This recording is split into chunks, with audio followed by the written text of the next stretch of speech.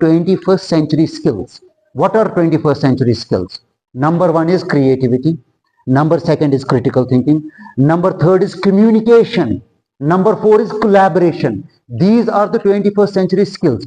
If you do not bring in this kind of pedagogy, you will not be able to bring 21st century skills in your children. They will not be that much creative. They will not be that much critical thinkers. They cannot communicate well because they have not been given chance to communicate, and they cannot collaborate. They cannot form teams. They cannot work together and put into practice certain very good things. तो अगर आप देखेंगे हमने 21st century skills को यहाँ पे लाने की कोशिश की. हम यहाँ पे टीम लीडर्स बनाते हैं, to teach you how to lead, to teach you how to communicate, and how to form a group and a team, and how to collaborate. And once you collaborate, you have a chance to critically think about various options, and you have the possibility to think creatively. तो हमने अपनी internship में ये freedom लाने की कोशिश की ताकि आपको वो फ्रीडम मिलकर आप क्रिएटिविटी का इस्तेमाल करें, क्रिटिकल थिंकिंग का इस्तेमाल करें. You communicate, because effective communication is very much important. Once you form a team and you communicate, you will be able to make things happen, isn't it?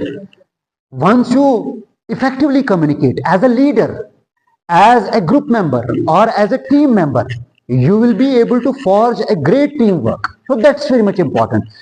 तो ये चीज जो है, अगर आप कंस्ट्रक्टिविस्ट क्लास बनाते हैं जहां पे आपने 5 मिनट 7 मिनट पहले ब्रीफिंग दी स्टूडेंट्स को, उसके बाद आपने इनको ग्रुप वर्क में डाल दिया. इमेजिन बचपन से ही ये हो रहा है लगातार हर किसी क्लास में. इमीडिएटली आप ग्रुप में डाल रहे हैं, 4-4 5-5 स्टूडेंट्स ग्रुप वर्क में डिस्कस कर रहे हैं. When they discuss, they communicate. When they are working in a group, they collaborate. और इसमें टीचर को कुछ करने की जरूरत नहीं है. हमारे टीचर्स हमेशा कहते हैं, सर ये ग्रुप वर्क में क्या करेंगे, इनको समझ ही नहीं आया, because they are always thinking in this kind of a thing. इनको समझ ही नहीं आया.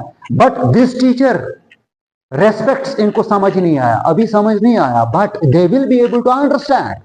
They have to work themselves, because if you work from them and if you make them understand, they won't work themselves. They will be passive for all times. तो अगर आपको इस किस्म की क्लास को ऑर्गेनाइज करना है तो आपका मॉडल कैसा होना चाहिए? बिल्कुल इस किस्म का, कंप्लायंट टू दिस. अगर आप इस किस्म का चलाना चाहते हैं तो मॉडल वैसा ही होगा. तो यहां पे मैं आपको दिखाऊंगा, हमारे पास वाइपर इज 5E, ये है constructive.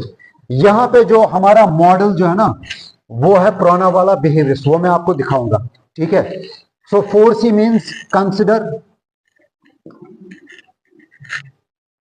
Second step,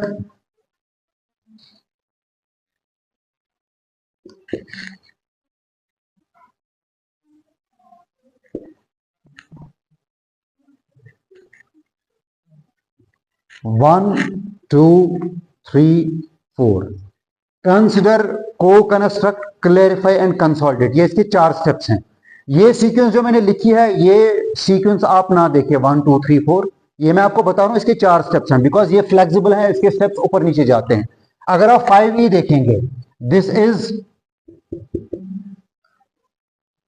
engage, explore,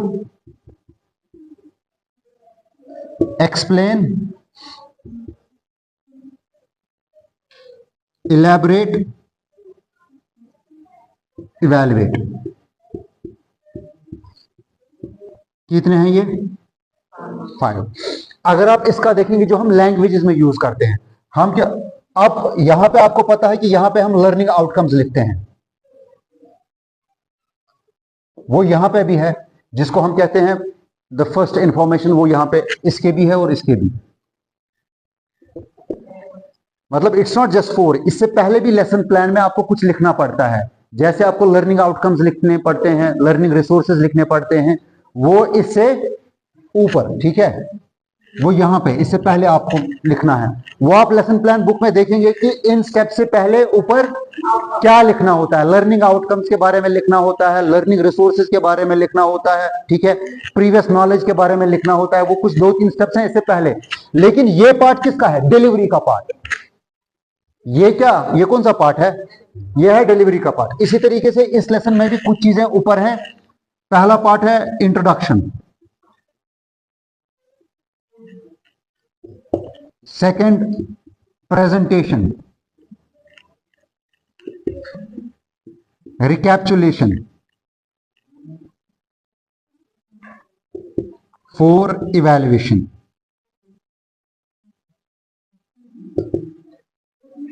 introduction को कभी किसी जगह मोटिवेशन भी लिखा होता है, समझ गए आप? लैंग्वेज में यूजुअली ये लेसन प्लान होगा, इंट्रोडक्शन, प्रेजेंटेशन। अब चूंकि ये लेसन कौन सा है? बिहेवियरिज्म का। यहां पे टीचर प्रेजेंट करेगा इंफॉर्मेशन, इसीलिए प्रेजेंटेशन, टीचर की प्रेजेंटेशन। यहां पे प्रेजेंटेशन नहीं है, ठीक है, because this is a behaviourist model. इसका अप्रोच ही कौन सा है? बिहेवियरिस्ट। ये मॉडल बिहेवियरिज्म का है, ठीक है। इंट्रोडक्शन में आप कुछ चीजें या कुछ सवाल, कुछ रिसोर्सेज दिखाते हैं जिससे बच्चा माइल हो जाता है टुवर्ड स्टडीइंग, अगर वो लैंग्वेज है या कोई टॉपिक है, ठीक है, मोटिवेट हो जाता है। इसमें आप 5 मिनट यूज करते हैं ना, इंट्रोड्यूस करते हैं आप और मोटिवेट करते हैं, इसके लिए कुछ आपको करना होगा। उसके बाद आपको प्रेजेंट करना है स्टेप्स में, जो भी नॉलेज है वो आपको क्या करनी है? प्रेजेंट स्टेप्स में। पहले स्टेप में, दूसरे स्टेप में, तीसरे स्टेप में, वो किसका प्रेजेंटेशन होता है? टीचर का। फिर अल्टीमेटली रिकैप्चुलेशन, जो आपने नॉलेज दिया, आधा घंटा आपने ये किया, फिर 2 मिनट रिकैप्चुलेशन, इसमें 20 मिनट रख लीजिए। इवैल्यूएशन में फिर 3-4 मिनट, 5 मिनट, ठीक है, आप समझ गए? So this is the behaviourist lesson, introduction, motivation, फिर प्रेजेंटेशन। इसमें कुछ स्टेप्स हैं आपके, ये मान लीजिए बेसिक चीज आप कितने मिनट में पढ़ा रहे हैं? 20 मिनट में, 20-25 मिनट में। फिर रिकैप्चुलेशन, अच्छा जी बच्चों आज हमने ये पढ़ा, तो आप रिकैप कर सकते हैं। और एट द एंड कुछ क्वेश्चंस आप उनसे पूछते हैं जिससे आपको पता चलता है कि वो समझ गए।